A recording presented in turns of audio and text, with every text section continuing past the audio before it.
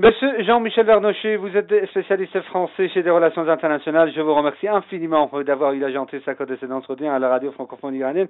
Monsieur Vernochet, la France et l'Arabie Saoudite ont signé un accord de coopération dans le domaine du nucléaire civil.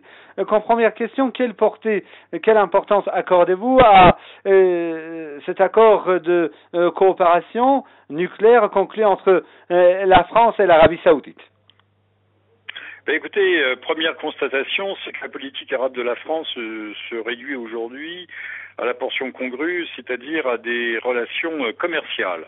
Alors c'est vrai que la France se porte mal, elle a besoin de ses exportations, mais ce ne sont pas les machines-outils allemandes, c'est le métro, le TGV, le train à très grande vitesse, le nucléaire, etc.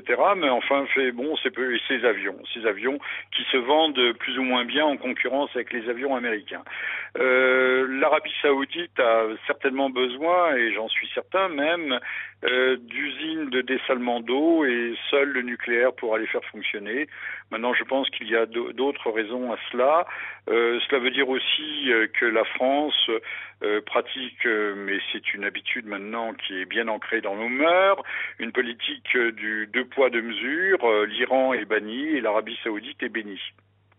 Autrement dit, je voulais dire que là, par exemple, la France se lance dans une comparaison de nucléaire civil avec l'Arabie Saoudite, mais elle s'oppose en quelque sorte au nucléaire civil iranien.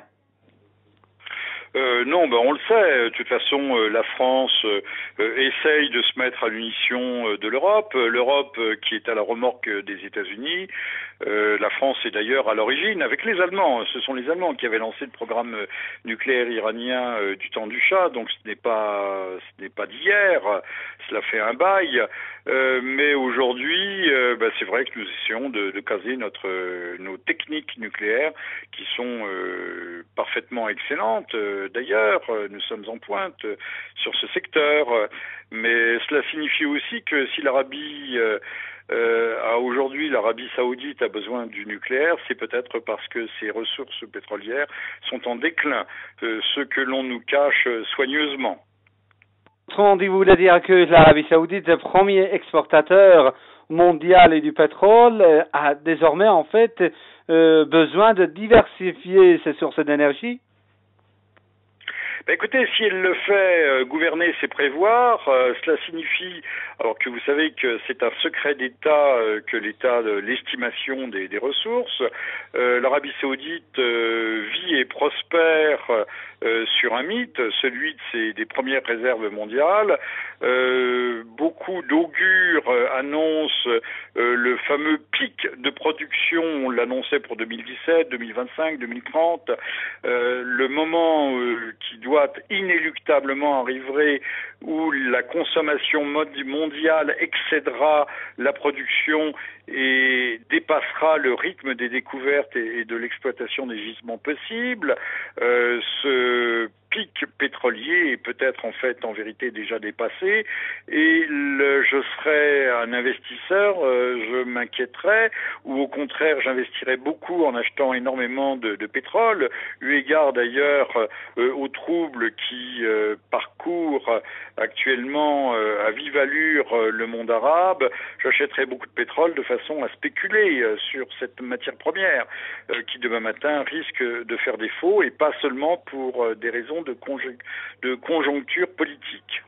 Monsieur Vernochet, vous venez de faire allusion tout à l'heure à la politique de deux poids deux mesures, en fait, à cet égard. Comment se fait-il qu'on n'en finit pas avec cette politique pour permettre à tous les pays, surtout les pays membres de l'Agence internationale de l'énergie atomique, de pouvoir, que ce soit l'Arabie Saoudite, l'Iran et également les autres pays, de pouvoir bénéficier du nucléaire civil?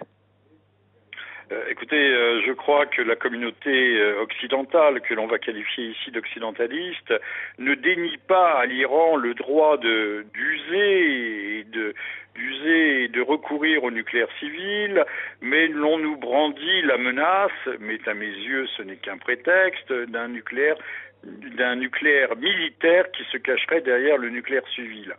Je répéterai pour la 100e fois ce que nous avait dit Monsieur Chirac, qui n'est pas un président regretté, mais qui n'a pas dit que des sottises durant ses mandats, que même si l'Iran était détentrice de l'arme nucléaire, ce serait exclusivement une arme politique et non pas une arme d'usage, parce que si l'Iran commettait, et les Iraniens ne sont quand même pas des imbéciles, commettait cette énorme bévue que d'y recourir, que de l'utiliser, l'Iran serait vitrifié dans les minutes qui suivent.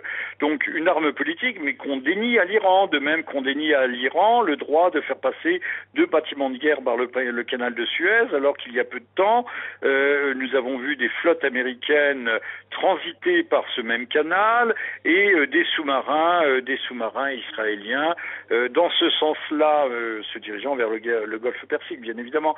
Dans ce sens-là, cela ne pose aucun problème. Il n'y a aucun état d'âme qui se manifeste dans la communauté des médiacrates, mais dans l'autre sens, alors cela suscite des tollés. Voilà, donc ce 2 poids 2 mesures dont nous parlions, et pour ne pas conclure sur le sujet, eh bien, tant que la communauté internationale ne comprendra pas que ces relations doivent être mises à plat, utiliser le moins possible le double langage et le 2 poids 2 mesures, recourir intensivement et massivement au principe d'équité, d'honnêteté intellectuelle, de bonne foi, permettrait d'apaiser bien des tensions et d'aplanir bien des contentieux. Mais ça, ce n'est pas demain la veille que nos politiciens, qui encore une fois sont en proie à l'esprit malin. L'esprit malin, en français, malin, c'est le mal, hein, c'est shaitan pour les musulmans, qui sont en proie à l'esprit malin de la duplicité et de la perfidie, croient que